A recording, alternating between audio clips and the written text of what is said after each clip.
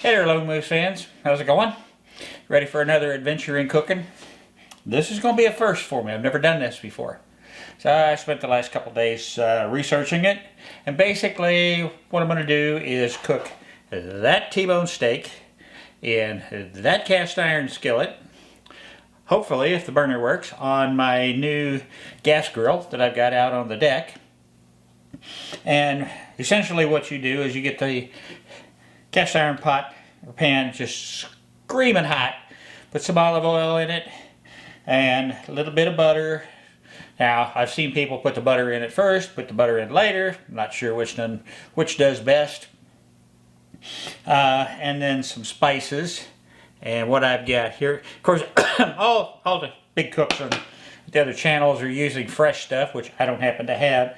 But what I do have is some rosemary, some thyme, some garlic, and then the original seasoning on the steak itself is Pit Boss smoky salt and cracked pepper.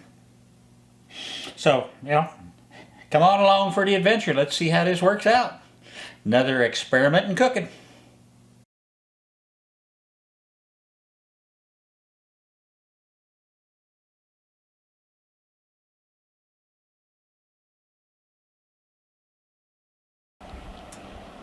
Okay, folks, out on the deck, that's the new charbroil grill that I picked up. Got that at Lowe's on clearance for $250. All stainless steel grates and everything. So this is its christening, and we'll see how it does. Okay, I don't know if you can see it or not, folks, but it's starting to smoke. That means that is now hotter than the snot. Put a little bit of oil in here, and I'm going to do like some of the guys I saw yesterday, put some butter in right up front here. That kind of stabilizes the oil.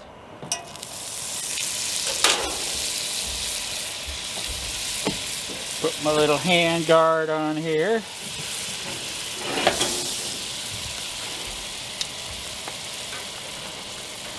In goes the steak.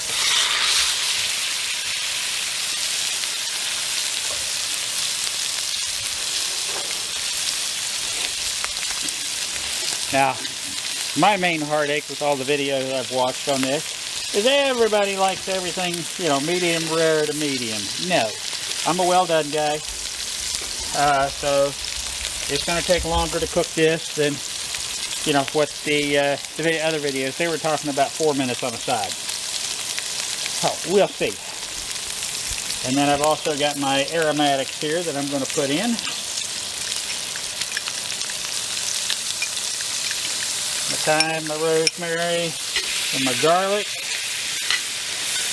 Oh, that smells awesome. The one thing I regret is you guys can't smell what I'm smelling.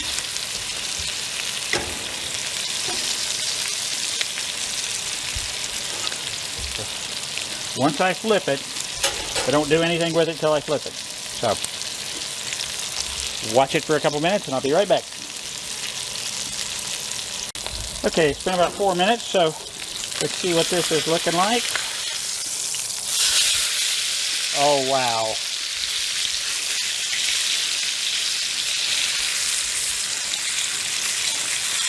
That's the kind of char that I was looking for.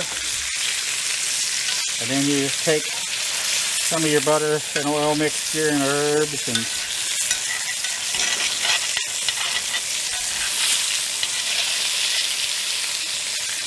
spoon it up over, and that is really hot on that finger.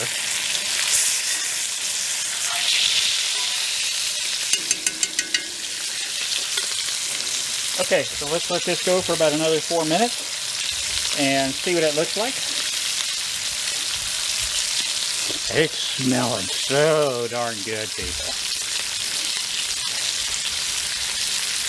Okay, I've added the rest of the butter in here so that I can keep doing this.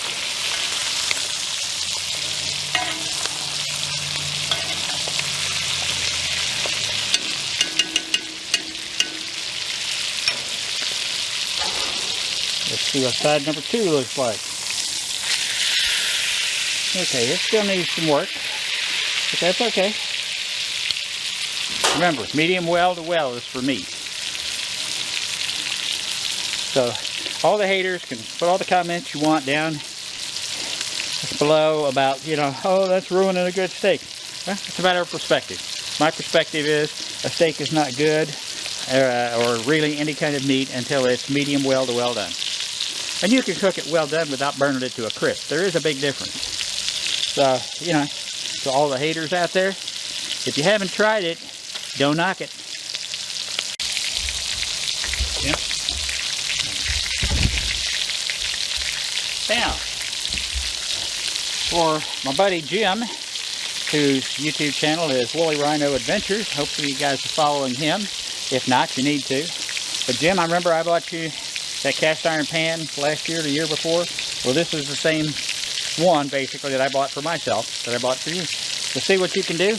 It's not that difficult. Jim's in the process of learning really how to cook and broaden his horizons in the culinary world. But simple outside burner, cast iron skillet, some olive oil, some butter, some seasonings, tongs, and go to town. And for the rest of my friends up in Alaska, yeah, I know, that skillet's going to be way too small to cook a moose steak or something. I got bigger ones. I think the biggest one I've got is 18-inch diameter that still needs to do some work on seasoning. So I'm getting prepared for that too. All right, let's check side number 2 again.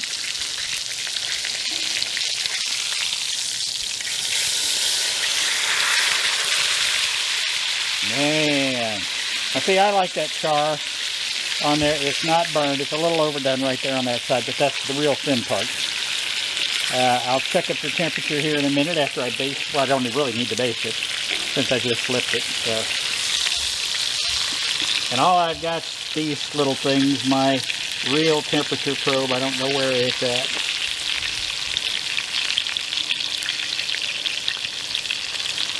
So this is just rare, medium, and well.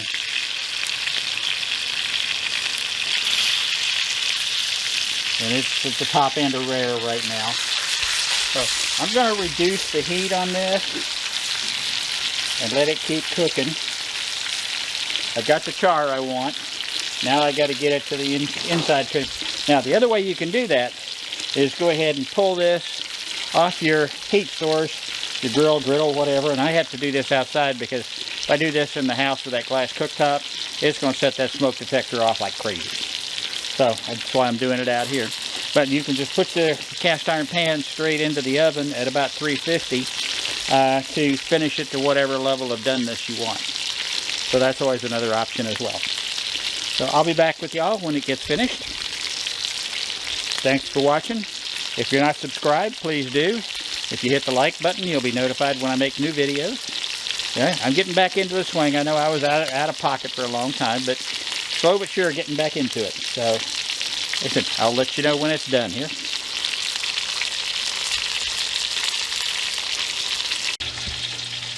Okay, so I'm cheating. I'm going to finish it in here.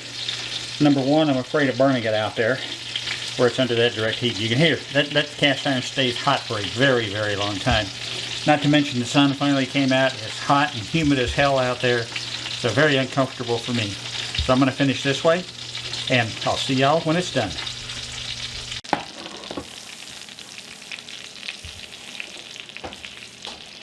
Okay, steak has been in the oven at 350 for 10 minutes. Now let's see what she's got to say for herself here.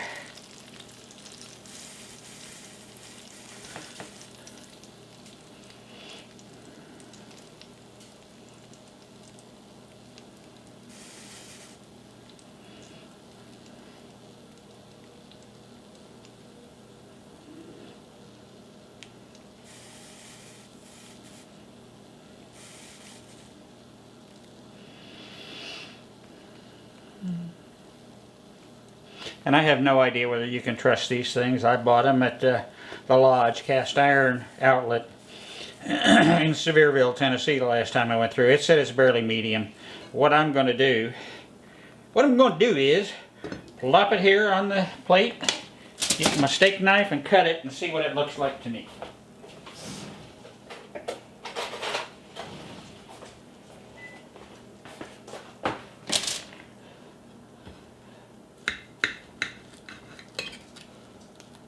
And it's definitely well done.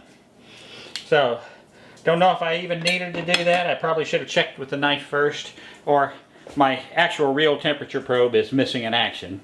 So I might have to get another one. Alright, let me get everything set up and give me a taste test. I'm going to rest it for a few minutes, and I'll be back with y'all. And if you hear the noise in the background, that's my big baby boy Jack's having some water, because it's hotter than hell here.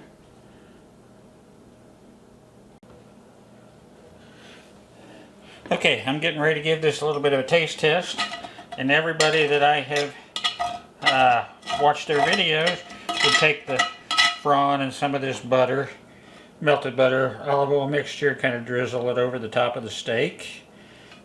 So I'm going to give that a try too. You never know till you know.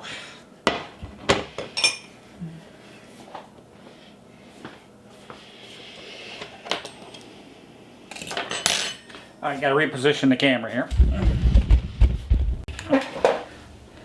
Okay, now let's see how this big boy tastes. There's my line I cut into it earlier.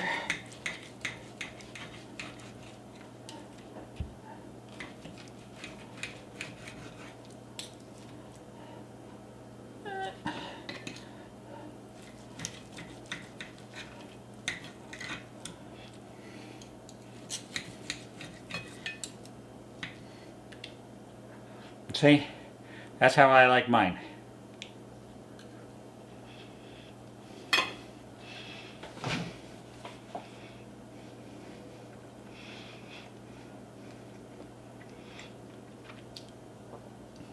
That's awesome. That's really good, very moist, very tender. I know it looks burned on the outside, but that's just the crusting, and man is it good and flavorful. The spices add a nice little kick to it. Nothing, not hot kick, a good flavor kick. Lessons learned, don't half-ass it. Make sure you know where your meat thermometer is, your temperature thermometer, before you get started, instead of waiting to look for it until it's almost time to close out the steak. Now, I've got one more steak thawed out, because I bought a 2-pack. And tomorrow's Saturday, so I'll go to Academy and buy me a couple more of the meat probes, so I've got got those available. That's the biggest lesson learned out of this, because you know, even for me, it's a little more done than I like it, but it's still outstanding. So we'll see how tomorrow's comes out. I'm going to do it exactly the same, except with that meat probe, so that I really know where it is, where I'm going with this. Okay, so. Hey, I hope y'all enjoyed this. It was first time try. I've never done it before. Came out pretty good. Of course, the mess will be after this cast iron cools down. It's cleaning it up, but that ain't nothing but a deal. We can do that. So this is Lone Moose out. I'll see y'all when I do my next video. You know, get out there and cook.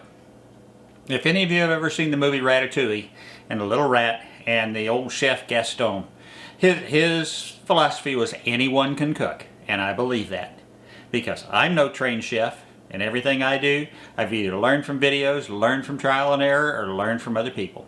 So if I can do it, y'all can do it. Stay safe. I'll see you later.